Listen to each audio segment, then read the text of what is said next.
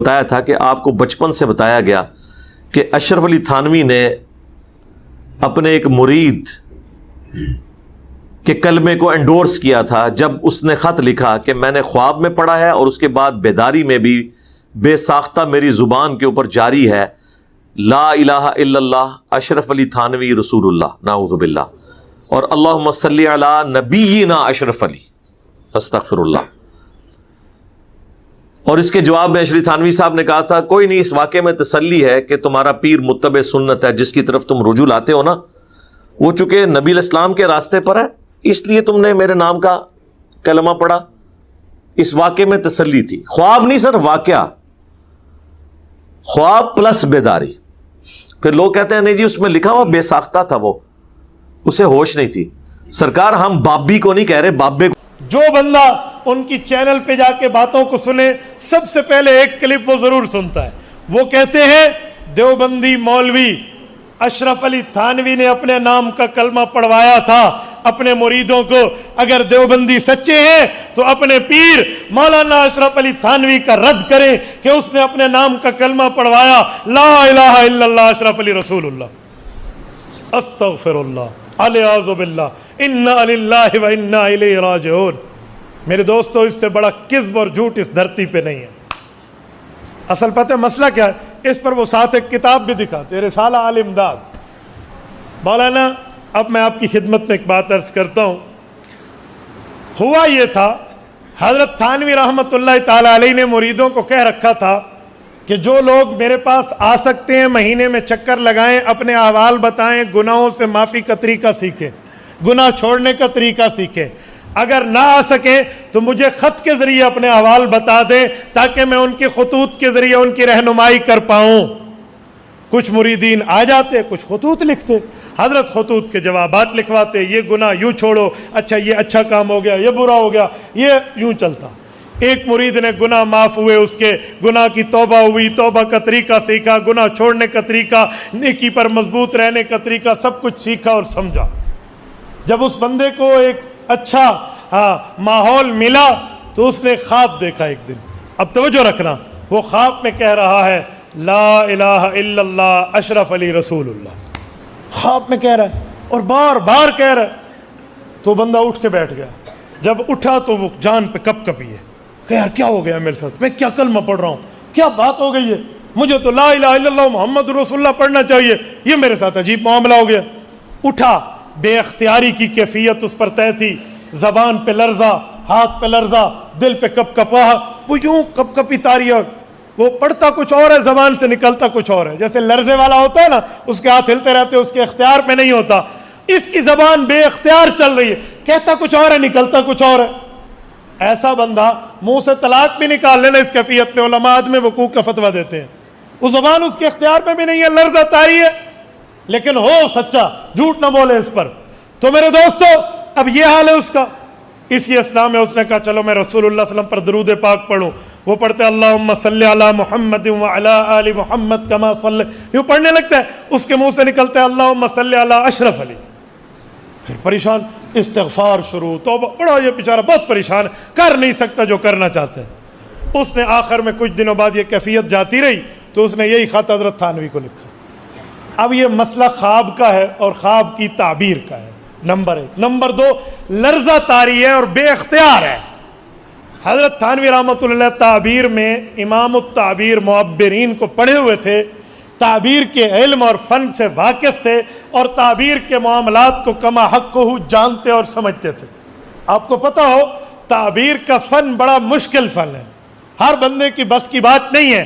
اس لیے علماء مشائخ منع فرماتے ہیں کہ خواب دیکھو تو ایرے غیرے کو نہ سناؤ، کسی اتھنٹک بندے کو سناؤ ورنہ وہی ہو جاتا ہے. خواب کی تعبیر دینا ہر بندے کا کام نہیں ہے. بعض اوقات خواب کی تعبیر، اب میں آپ کو خواب کی تعبیر پہ ایک واقعہ سناؤں. امام جعفر الصادق رحمہ اللہ کے لیے تعبیر اور رویا کا مقدمہ اٹھائیں. ان کے پاس ایک شخص آیا، انہوں نے کہا حضرت میں نے خواب میں اذان دی ہے. کہا چوریاں چھوڑ دے تیرے ہاتھ کٹ جائیں گے. چلا گیا. کچھ دنوں بعد، ایک عرصے بعد ایک اور آدمی، اس نے کہا حضرت میں نے خواب میں اذان دی. کہا انشاءاللہ رب العزت تجھے حج پہ لے جائیں گے. وہ شاگرد جو پہلے خواب کی تعبیر کے وقت بیٹھے تھے وہ اتفاق سے آج بھی بیٹھے تھے.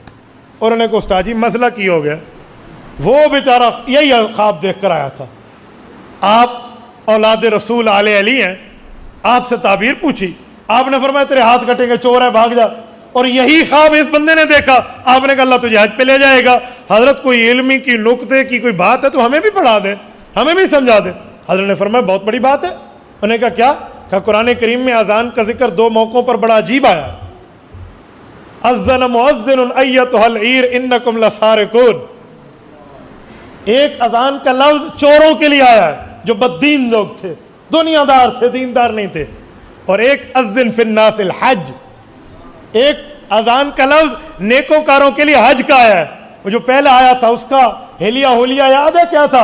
اور نے کہا حضرت 100% شرابی کبابی آدمی تھا, جھوٹا تھا, بڑا دنیا دار تھا, دین سے اس کو کوئی سروکار نہیں تھا. فرمایا جی ہاں. تو کہا یہ بندہ, کہا یہ تو شب دار, تہجد گزار, نیکوکار, تابع دار, دین کا فرما بردار تھا. تو فرمایا سمجھ گئے نا, تو میں نے ان دونوں آیات کے مطابق تعبیر دی. بروں کے چوروں کے لیے ہاتھ کٹتے ہیں, نیک حج پہ جاتے ہیں. اب یہ خواب کی تعبیر. یہ انجینئر اس وقت پیدا نہیں ہوا تھا, یہ شاید یہ حوالہ اس کے صرف نظر نہیں تھا, ورنہ نعوذ باللہ یہ کہتا کہ امام جعفر صادق کی 2 زبانیں تھیں. نعوذ باللہ, ذو وجہین تھے. بندے نو ویکھ کے گل ہور کر دیندے سن. کہہ دیتا نا بھئی علوم کی بات ہے, ماہر کا مسئلہ ہے, وہ کیسے سمجھائے؟ وہ ہر ماہر آدمی. میں اس پر 2 خواب اور پیش کرتا ہوں, توجہ رکھنا ذرا. ایک خواب حضرت امام بخاری رحمہ اللہ کا, اور ایک خواب حضرت امام اعظم ابو حنیفہ رحمہ اللہ کا. حضرت امام صاحب رحمۃ اللہ علیہ نے خواب دیکھا کہ رسول اللہ کی قبر پہ گیا ہوں, اللہ کے رسول کی قبر مبارک کھلی ہوئی ہے, اس میں ہڈیاں ہیں. میں تو بہت پریشان, کیا ہو گیا؟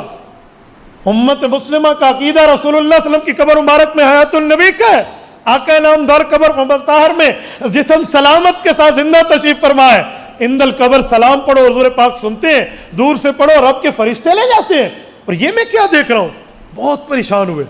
صبح اٹھے, اپنے شاگرد کو کہا بیٹا جاؤ فلاں بندے محبر وقت کے پاس, اسے کو ایک بندے نے یوں خواب دیکھا, اس کی تعبیر دے. وہ گیا, وہ غلام سا سادہ سا نوکر سا بندہ تھا. تو وہ جو تعبیر کے فن کے امام تھے, غالباً حضرت ابو ہریرہ کے داماد حضرت امام ابن سیرین رحمہ اللہ کا واقعہ ہے.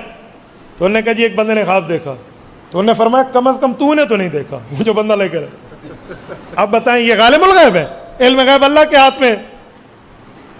تو انہوں نے کہا کم از کم تو نے نہیں دیکھا. انہوں نے کہا جی حضرت میں نے نہیں دیکھا. کہا جس نے دیکھا اس کا نام بتا. اس نے کہا حضرت اس نے منع کیا ہے, اس نے منع. انہوں نے کہا ٹھیک ہے, نام نہیں بتایا, وہ تعبیر نہیں بتا دو. لے دے کے نام بتایا.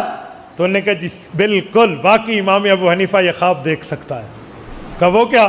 کہا ہڈیاں سے مراد حضور کی ہڈیاں تھوڑی ہیں, ہڈیوں سے مراد رسول اللہ کی سنتیں ہیں جو دنیا میں پھکری ہوئی ہوں گی. ابو حنیفہ سے اللہ جمع کا کام لے گا. یہ ہے تعبیر کا فن, یہ ہے تعبیر کی مہارت. اسی طرح حضرت امام بخاری رحمہ اللہ نے خواب دیکھا میں اللہ کے رسول پہ پنکھا جل رہا ہوں.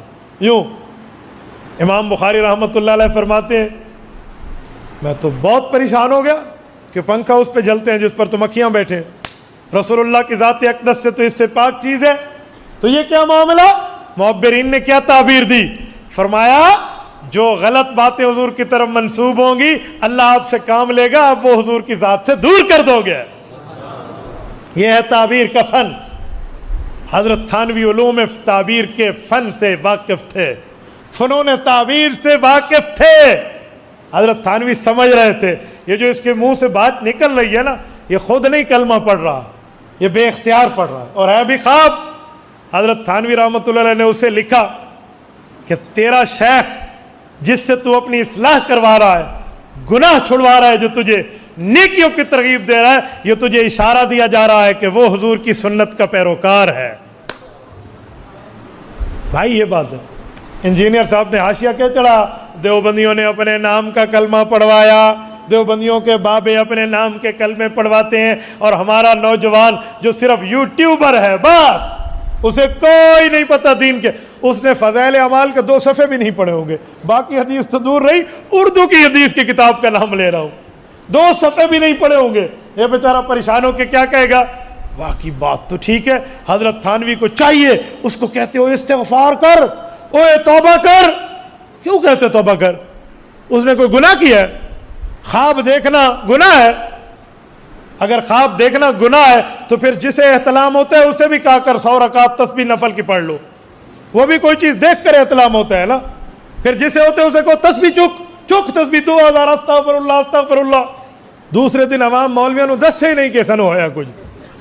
اے خدا کے بندے، خواب بے اختیار ہے.